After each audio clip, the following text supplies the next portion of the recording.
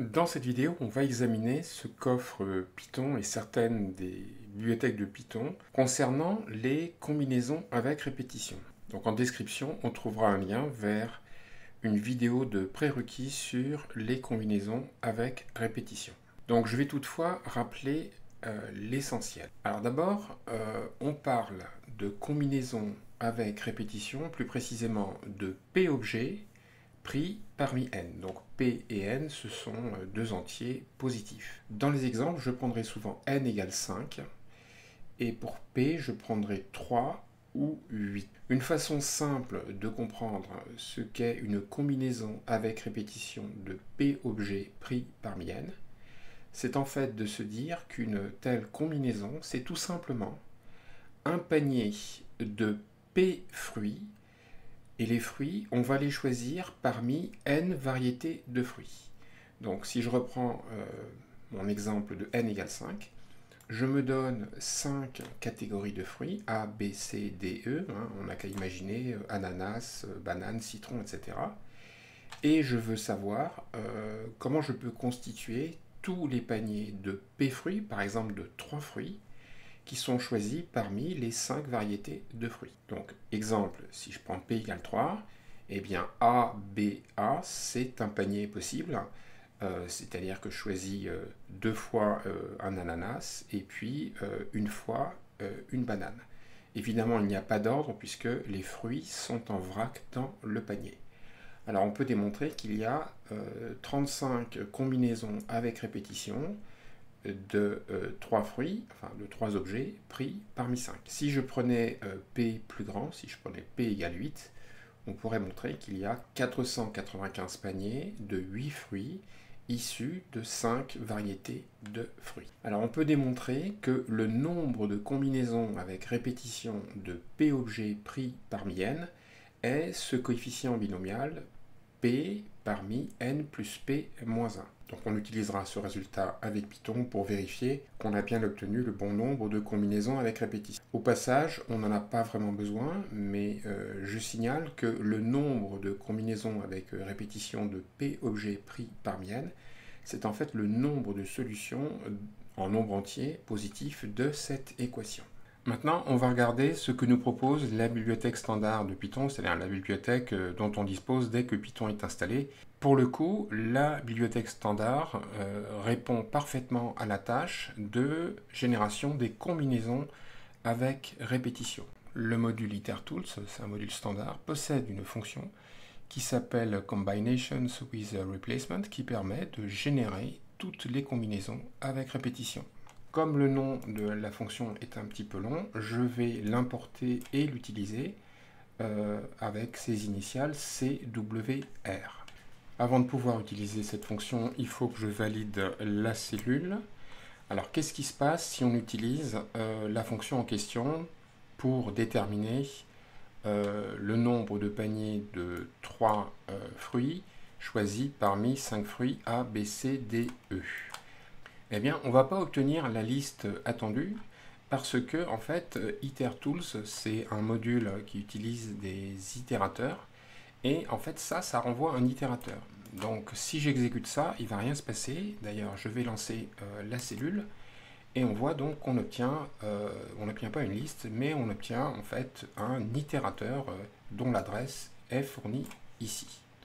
Donc pour avoir la liste, il faudrait que je mette en action l'itérateur pour qu'il génère les objets qu'il porte. Alors la façon la plus simple de le faire, c'est de lui appliquer la fonction standard list comme je vais le faire maintenant. Donc j'applique list à l'itérateur et si je valide cette cellule, eh bien il va me placer dans une liste toutes les combinaisons avec répétition de 3 objets parmi A, B, C, D, E. Donc je lance le code. Donc qu'est-ce qu'on voit? Eh bien on voit une liste de tuples et en fait chacun de ces tuples représente un panier de 3 fruits choisis parmi les 5 fruits. Par exemple ici j'ai un panier où il y a un ananas, une banane, un citron, au-dessus un panier où j'ai un ananas et 2 bananes. Ce que je peux avoir envie de connaître, c'est le nombre d'éléments de cette liste. Donc je vais lui donner un nom, grand L, Et puis, je vais demander à Python de me dire quel est le nombre d'éléments de cette liste. Et donc, on obtient 35 comme je l'avais signalé au début. On a vu tout à l'heure que notre fonction du module itertools, la fonction combination with replacement, renvoyait un tuple de caractères. Or, c'est peut-être moins lisible que d'avoir une chaîne de caractères, c'est moins compact. Pour remédier à cela, ce qu'on peut faire, c'est concaténer le contenu du tuple pour obtenir donc une chaîne de caractères. Donc pour ça, ce qu'on fait, c'est qu'on parcourt la liste L de tous les tuples. Donc on appelle C le tuple courant, et par un procédé standard en Python qui consiste à utiliser la méthode join, on va concaténer les caractères qui figurent dans le tuple pour obtenir une chaîne de caractères. Donc je vais lancer le code, et effectivement, on voit les combinaisons avec répétition écrites sous forme de chaîne de caractères, peut-être un petit peu plus lisible. On va regarder les performances de notre fonction de génération de combinaisons avec répétition. Les performances attendues devraient être plutôt correctes puisque cette fonction appartient au module itertools, qui n'est pas écrit en Python mais qui est écrit en langage compilé, en langage C. Donc pour effectuer le test de performance, je vais utiliser la fonction perfCounter. Je vais lancer le chronomètre ici. Je vais exécuter le code de test et puis je vais arrêter le chronomètre ici et mesurer l'écart entre le début de l'exécution et la fin de l'exécution, et puis j'afficherai la durée de l'exécution. Et puis après ça, je calculerai le nombre de combinaisons avec répétition qui auront été générées. Donc je lance le code et on voit donc que ça a mis presque 2 secondes, hein, ce qui n'est quand même pas totalement négligeable, le nombre de combinaisons avec répétition n'étant pas particulièrement important, il y en a de l'ordre de 5 millions. On a vu tout à l'heure que le nombre de combinaisons avec répétition de P-objet pris parmi n pouvait être calculé grâce à un coefficient binomial. Alors il se trouve que Python, depuis sa version 3.8, donne la possibilité par l'intermédiaire du module standard math de calculer un coefficient binomial avec une syntaxe relativement naturelle. J'appelle parfois le nombre de combinaisons avec répétition le coefficient binomial, et donc j'ai écrit une fonction qui renvoie le nombre de combinaisons avec répétition et qui appelle donc la fonction comb du module math. On va tout simplement vérifier que la valeur qu'on avait obtenue ici, qui correspondait à n égale p égale 13, est conforme. Donc je lance l'exécution et on voit qu'on obtient bien la même valeur. Maintenant, je vais passer à la bibliothèque SymPy, qui est une bibliothèque de calcul formel ou de calcul symbolique écrite en Python. Donc cette bibliothèque propose beaucoup de fonctionnalités mathématiques et en particulier donc elle donne la possibilité de calculer des combinaisons avec répétition avec une fonction qui s'appelle subset. Donc voilà la syntaxe, je vais lancer l'exécution. On devrait obtenir les 35 combinaisons avec répétition qu'on avait vues tout à l'heure. Alors, SymPy donne également la possibilité de calculer le nombre de combinaisons avec répétition. Donc, c'est une fonction dont le nom est un petit peu bizarre qui s'appelle NC, qui doit vouloir dire nombre de combinaisons.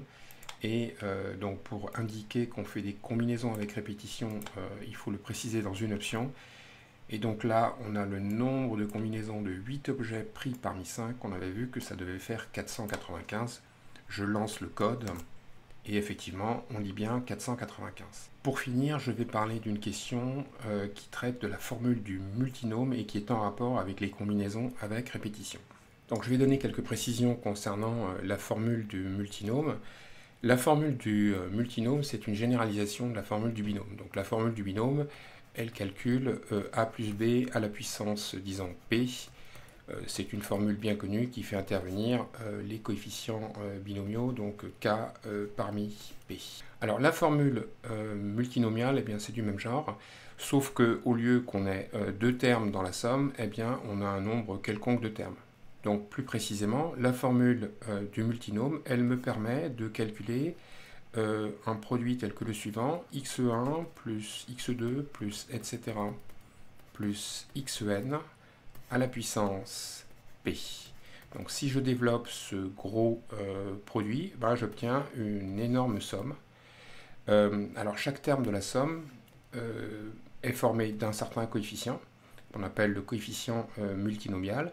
Le coefficient C donc multiplie un produit des xi à chacun étant élevé à une certaine puissance alpha i. Donc x1 puissance alpha 1 multiplié par x2 puissance alpha 2 multiplié par etc. multiplié par xn à la puissance alpha n. Et facilement, on voit que les alpha i doivent vérifier alpha 1 plus etc. plus alpha n est égal à p. Par conséquent, ça veut dire que le nombre de termes de cette somme, c'est le nombre de solutions de cette équation, les alpha i étant forcément des entiers naturels. Et donc, le nombre de termes, eh bien, c'est le nombre de combinaisons avec répétition de P objets pris parmi n. Donc, ça peut être intéressant, si on en a la possibilité, de calculer, donc pour certaines valeurs de n et de p, x1 plus x2, etc., plus xn à la puissance p, et de vérifier que la somme obtenue contient bien le nombre de termes supposés, à savoir le nombre de combinaisons avec répétition de P objets pris parmi n. Alors en pratique, comment je vais faire? Je vais prendre n égale 5, je vais prendre P est égal à 8. Les variables, je vais plutôt les appeler donc x, y, z, t et u. Donc je vais calculer x plus y plus z plus t plus u à la puissance 8. Je vais demander à SymPy de calculer cette somme. Et puis, cette somme, ça va être une certaine expression E. Je vais demander à SymPy de la convertir en chaîne de caractères. Donc, je vais appliquer la fonction standard string sur E, qui va donc me donner une représentation sous forme de chaîne de caractères de mon expression E. Alors, cette expression étant une somme, elle va contenir des caractères plus, des signes plus. Et si je split cette chaîne de caractères suivant le signe plus, donc si je fais signe plus split E, eh ben, je vais obtenir une liste qui contient tous les termes de la somme sous forme de chaîne de caractères. Et il suffira juste que je récupère la longueur de cette liste pour savoir combien il y a de termes et vérifier qu'il y en a 495 puisque c'est censé être le nombre de combinaisons de 8 objets pris parmi 5. Donc on va passer au code. Je vais importer les fonctions symbole et expand qui me donnent la possibilité de créer des symboles mathématiques et de développer. Donc je valide la cellule. Et puis, je vais faire donc mon calcul. Je dispose maintenant de 5 variables, x, y, z, t, u. Et je peux donc calculer x plus y plus z plus t plus u puissance 8 de manière formelle. Et donc, je demande l'expression développée. Et ensuite, je demande l'affichage de cette expression. Donc, ça va prendre un petit peu de temps de calcul.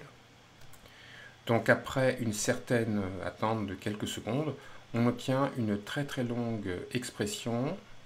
Donc chaque terme de la somme contient un certain coefficient et puis une puissance de x, une puissance de y, une puissance de z, une puissance de t et une puissance de u. Et on vérifie que la somme des exposants, ça fait toujours 8. Par exemple ici, j'ai 2 plus 2, 4 et un 5 et 3, ça fait 8. Maintenant, on va transformer notre expression, qui est une expression algébrique, en une chaîne de caractères en appliquant la fonction stras.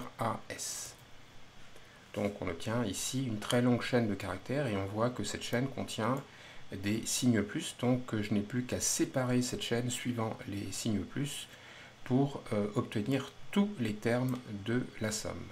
Donc c'est ce qu'on fait maintenant. On va splitter la chaîne et on va calculer la longueur de la liste correspondante. Et on voit que ce nombre, cette longueur, c'est 495 comme annoncé.